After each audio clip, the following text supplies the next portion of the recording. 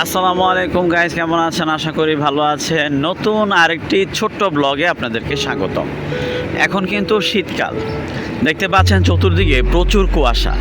রাস্তাঘাটে গাড়ি চলাফেরা করতেও কিন্তু খুব সাবধানে চলাফেরা করতে হবে।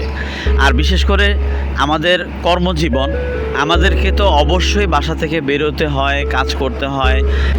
আবার যারা বাসায় আছেন তারা আবার রান্নাবান্না করতে গেলে শীতের মধ্যে পানি ধরতে হয়। তো সব মিলিয়ে একটি মোটামুটি সুন্দর একটি পরিবেশ, কি বলেন? ঠান্ডা, সব জায়গায় ঠান্ডা, ঘরে বাহিরে সব জায়গায় ঠান্ডা। তো আমি আজকে যে বিষয়টা নিয়ে আলোচনা করব সেটা হচ্ছে যে ঠান্ডা যেন না লাগে। কারণ এখন ঠান্ডা সিজন, তো যদি একটু ঠান্ডা লেগে যায় তাহলে কিন্তু সহজে আর ভালো হবে না। বাসায় যারা কাজ করবেন তারা অবশ্যই পানি গরম করে নেবেন। হ্যাঁ, বেসিনে পানি গরম করে নেবেন। যে রান্নাবান্নার কাজগুলো বা থালা বাসন ধোয়ার যে কাজগুলো আছে সেগুলো করার আগে আপনি একটু গরম পানি মিক্স করে নিতে পারেন। আবার অনেক সময় দেখা যায় আপনার যে কিছু মেশিন পাওয়া যায় যেটা পানি গরম করে ফেলে। তবে এটা ইলেকট্রিকের ব্যাপার স্যাপার, তো বিদ্যুৎ বিলেরও একটা ব্যাপার স্যাপার থাকে। সো চাইলে আপনারা যদি একান্তই প্রয়োজন হয় সেগুলো বাথরুমে ইউজ করতে পারেন গোসল করার জন্য। আর শীতের সময় একটা সমস্যা হয়, সেটা হচ্ছে যে কাপড় চোপড় ধোয়া। এটাও একটা জটিল ব্যাপার হয়ে যায়, কারণ যেহেতু অনেক ঠান্ডা থাকে, আবার ওয়েদারটাও রৌদ্রোজ্জ্বল থাকে না অনেক সময়। তো সেই ক্ষেত্রে কাপড়গুলো শুকাতেও সময় লাগে। তো সেটাও কিন্তু গ্যাপে গ্যাপে সেরে ফেলতে হবে। প্রাথমিকভাবে যদি ঠান্ডা লেগেই যায় তো সেই ক্ষেত্রে যে কাজটা করবেন সেটা হচ্ছে সেট অথবা অ্যালাট্রল জাতীয় যে ওষুধগুলো আছে এগুলো আপনারা সেবন করতে পারেন। আর হচ্ছে নাপাটা রাখতে পারেন সবসময় বাসায়।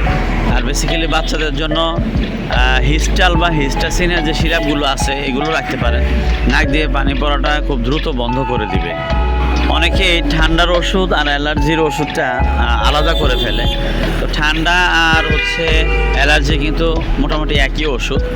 নাক দিয়ে পানি পড়া আর ঠান্ডা লাগা, তো এটা আবার হচ্ছে অ্যালার্জির চুলকানি, এটা কিন্তু একই ফরম্যাটের ওষুধ। ওষুধ না খেয়ে চেষ্টা করবেন স্বাভাবিকভাবে ঠান্ডা যেন না লাগে সেদিকে খেয়াল রাখতে। আর শীতের দিনে চা খেতে পারেন দুবেলা, সকালে এবং দুপুরে চা খেতে। যেন আমি এখন সকালে খাচ্ছি দুধ চা। আর বেসিক্যালি রং চাটা কিন্তু স্বাস্থ্যের জন্য ভালো, সবাই চেষ্টা করুন রং চাটাই খাওয়ার জন্য। লেবু, আদা, লবঙ্গ এগুলো দিয়ে যদি আপনার রং চাটা নিয়মিত খেতে পারেন তাহলে কিন্তু এটা আপনার বডির জন্য খুব ভালো হবে।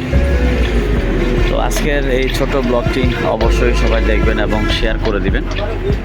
ভালো থাকবেন সবাই। আর শীত আপনাদের সবার জন্য মঙ্গল বয়ে আনুক। আর হচ্ছে অবশ্যই শীতে বেড়াতে যাবেন, শীতের পিঠা খাবেন, ঘুরবেন বিভিন্ন জায়গায়, তবে অবশ্যই সাবধানতা অবলম্বন করবেন।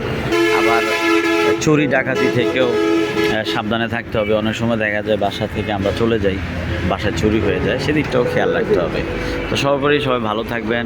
শীতের শুভেচ্ছা রইল সবাইকে। আসসালামু আলাইকুম।